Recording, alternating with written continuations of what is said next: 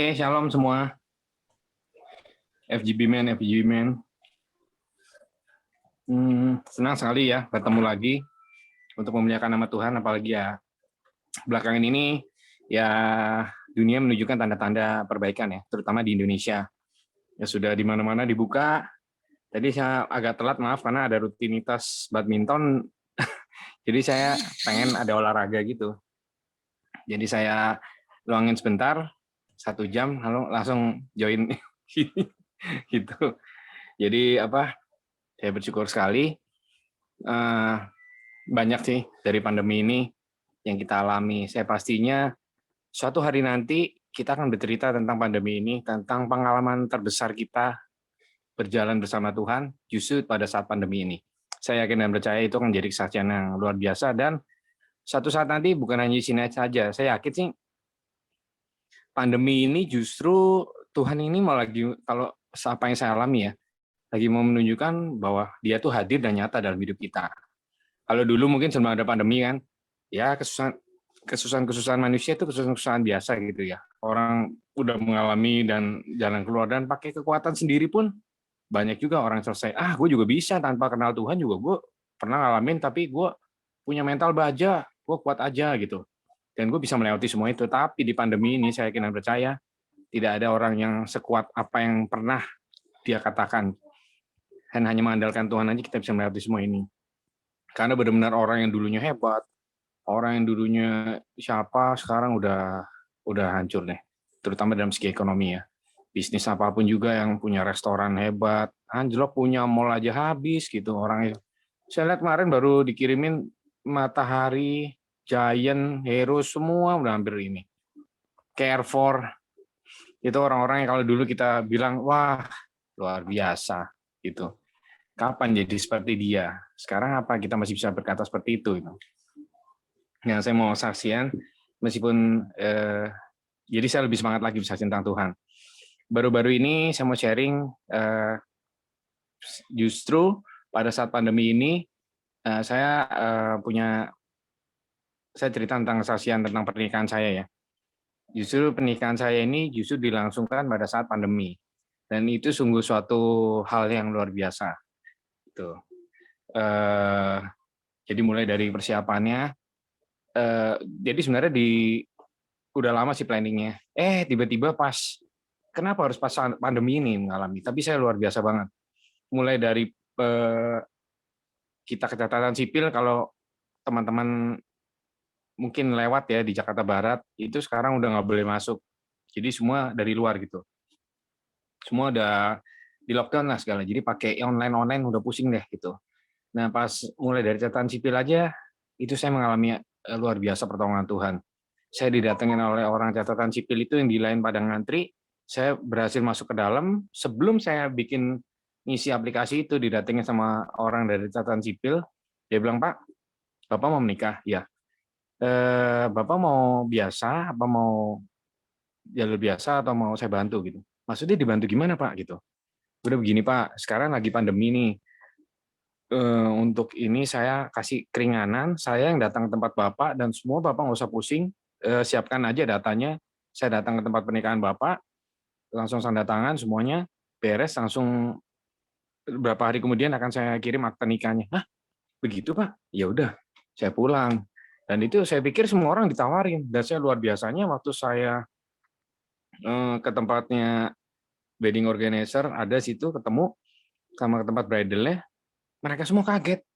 "Pak Alek, itu mengenai catatan sipil bagaimana ya?" gitu. "Apa sudah ke sana?" "Oh, sudah beres." "Loh, kok bisa, Pak? Saya kemarin ada yang ngomong, saya sampai pakai jasa perantara minta 5 juta, dan minta berapa. Ada yang malah bilang nggak bisa, sekarang ketat." "Kok begitu mudahnya? Masa sih? Kok saya simpel sih, Pak, Bu?" gitu. Ya udah. Terus belum lagi pada saya kan, usaha saya di bidang jual beli mobil. Memang jual beli mobil itu tidak seperti yang orang bilang, "Wah hebat, duitnya banyak."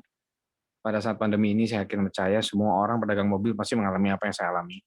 Jadi benar-benar pacaklik. Nah, di saat ini saya harus rental mobil, Alphard gitu. Saya nggak ada stok Alphard, lagi kosong, saya harus sewa, saya bingung juga. ternyata punya Alphard itu untung juga ya. Disewain itu harganya bisa 3 juta sehari gitu. Padahal cuma 8 jam sampai 10 jam gitu dengan dia 2,5 sampai 3 juta. Sayang amat ya. Waduh, aturan saya punya stok nih. Oke, saya kira lagi nggak ada stok. Saya mau nggak mau harus sewa nih.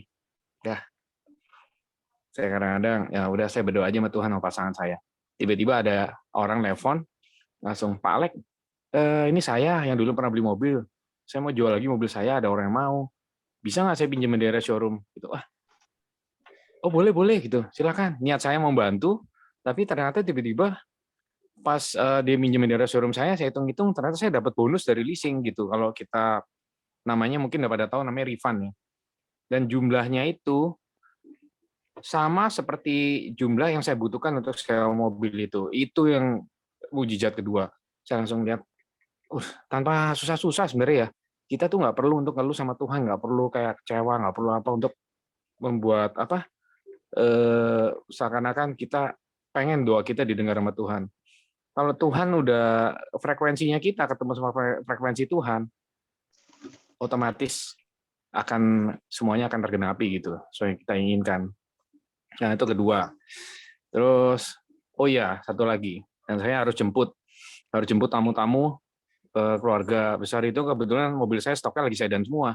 Gimana ya? Saya butuh mobil kayak Luxio gitu, Serena gitulah, buat jemput gitu. Tapi kondisi udah mepet gini, untuk dapat mobil gitu kan nggak gampang gitu. Saya pikir ya udahlah, saya coba nih H-2 nih. Saya coba udahlah. Ada satu lelang nih, saya ikut kemungkinannya kecil. Lelang itu sekarang online. Pas saat di detik-detik itu mobil itu urutan ke 114. Saya ikutin lelang satu persatu. Jadi setiap lelang itu ada waktunya untuk terjual atau tidak, itu mungkin kurang lebih sekitar 5 menit lah. Pindah ke mobil berikut. Saya tunggu sampai 114 detik di 113, komputernya ngeheng, error. Memang sering begitu. Tapi belum pernah saya ngalami error sampai segini lama, sampai setengah jam lebih. Aduh, saya bertanya sama Tuhan, saya butuh mobil ini Tuhan, Luxio gitu. Ini langka banget, saya butuh untuk angkut tamu-tamu gitu kan. Tapi kenapa gitu? Saya pikir mungkin bukan dari Tuhan kali. Kalau kita punya keinginan, punya uang, tapi kalau Tuhan tidak berkehendak, tidak ada satupun yang bisa gitu. Begitu juga kalau Tuhan udah buka jalan, nggak ada bisa nutupnya. Oke lah, itu waktu itu saat itu menunjukkan saya ingat 5:30. Nah itu komputer masih error. Itu udah 40 menit. Akhirnya saya udah putuskan, saya mau taruh handphone saya, udah saya tinggal udah. Tiba-tiba kok tergerak hati saya, coba lihat handphone lagi gitu. Saya lihat handphone saya, ternyata baru saya matiin, saya nyalain lagi, itu udah komputernya udah benar ya, nggak error lagi. Nah itu saya masih nggak tuh. Pas saat itu saya nawar mobil itu, dan saya dapat dengan harga sangat murah. Saya kaget, loh, kenapa ya orang pada jadi murah? Bukannya orang kalau udah sekian lama itu nungguin orang jadi malah makin itu ya. Oh, saya baru tahu ternyata jam-jam udah mendekati jam 6 gitu, orang kan kalau umat Muslim kan sembahyang ya, sembahyang maghrib tuh. Jadi banyak mereka udah meninggalkan aplikasinya untuk fokus untuk sembahyang berdoa gitu. Begitu luar biasanya saya lihat Tuhan tuh begitu mengatur segala sesuatunya tuh.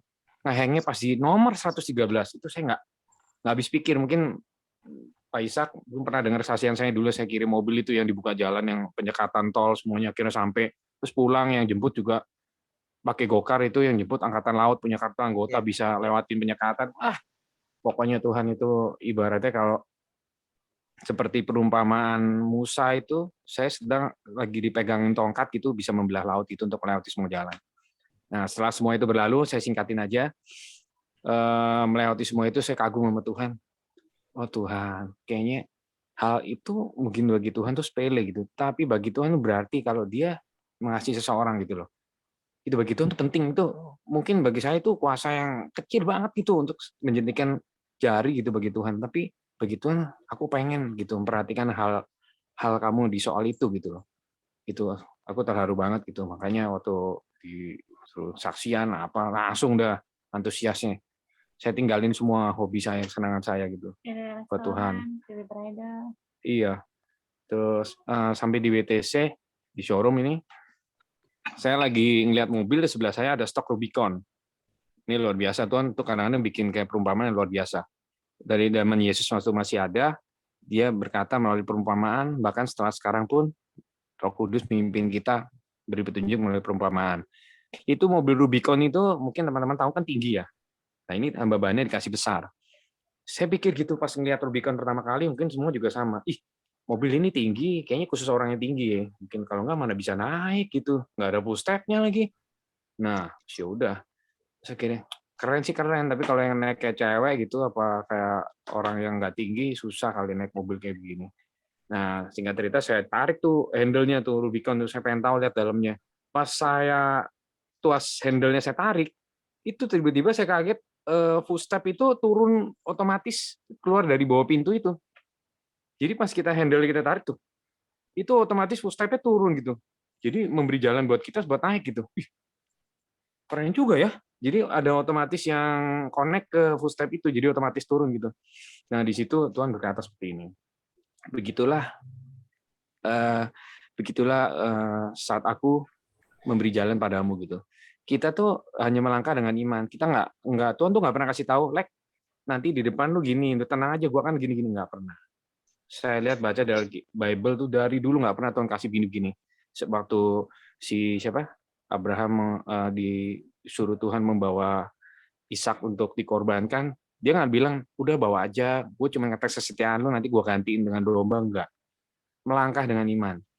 Tiba-tiba saat itu detik-detik ini Tuhan baru kasih. Begitu juga seperti jalan hidup kita nggak tahu. Tapi saat kita mau melangkah dengan iman dan kita mengenal Tuhan secara pribadi sebagai Tuhan Juru Selamat, itu juga iman tanpa pengenalan, saya rasa nggak mungkin. Justru karena kita tahu siapa Dia, kita akan berani melangkah. Dan kita tahu di depannya akan Tuhan buka jalan buat kita. Seperti mobil Rubicon itu, kita hanya melangkah. Kalau kita nggak pernah buka tuas pintu itu, kita hanya lihat kesusahan dan kita mundur, kita nggak akan pernah lihat footstep itu turun untuk memberi jalan buat kita. Saya akan percaya itu. Ya mungkin itu aja bisa saya sharing.